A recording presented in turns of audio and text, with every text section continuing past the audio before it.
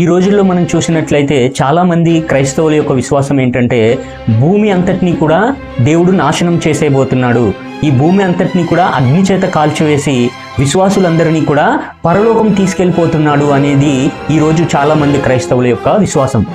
Bible తెరిచి మనం చూసినట్లయితే ప్రసంగి గ్రంథం 1వ అధ్యాయం 4వ వచనంలో భూమి ఎల్లప్పుడూ నిలిచి ఉంటుంది అని చెప్పి దేవుడు మాట్లాడుతున్నాడు. దేవుణ్ణి నమ్మినటువంటి వారికి విశ్వాసులందరూ కూడా పొందబోయేటువంటి బహుమానం కూడా ఈ యొక్క భూమి మాత్రమే. కీర్తనల గ్రంథం 37వ అధ్యాయము 11వ వచనం 29వ వచనాన్ని మనం పరిశీలిస్తే దీనులు భూమిని స్వతంత్రించుకొని బహుక్షేమము కలిగి సుఖించెదరు, నీతిమంతులు భూమిని నిత్యము స్వతంత్రించుకొందురు అని చెప్పి దేవుడు తన వాక్యము ద్వారా మాట్లాడుతున్నాడు. 2వ పేతురు పత్రిక 3వ అధ్యాయంలో చెప్పబడినటువంటి విషయాల గురించి మనం ఆలోచిస్తే దాని యొక్క స్వభావం అంతా మారిపోతుంది.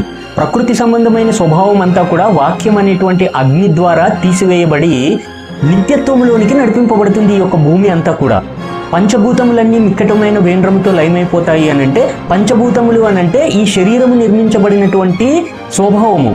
శరీర సంబంధమైన ప్రతిదీ కూడా దేవుడు తీసివేయబోతున్నాడు. మరణ సంబంధమైన ప్రతిదీ కూడా దేవుడు తీసివేసి ఆదామును బట్టి శపించబడినటువంటి ఈ యొక్క భూమి ఆ శాపములో నుంచి విముక్తి చెందుతుంది. దేవుడు ఆ శాప సంబంధమైన ప్రతిదాన్ని కూడా తీసివేసి నిత్యత్వం అనేటువంటిది మనిషికి, మనిషితో పాటు ప్రకృతి అంతటికీ కూడా దేవుడు అనుగ్రహించబోతున్నాడు.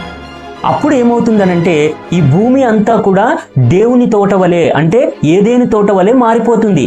ఎహెచ్కేల్ గ్రంథంలో చూసినట్లయితే 36వ అధ్యాయము 35వ వచనం.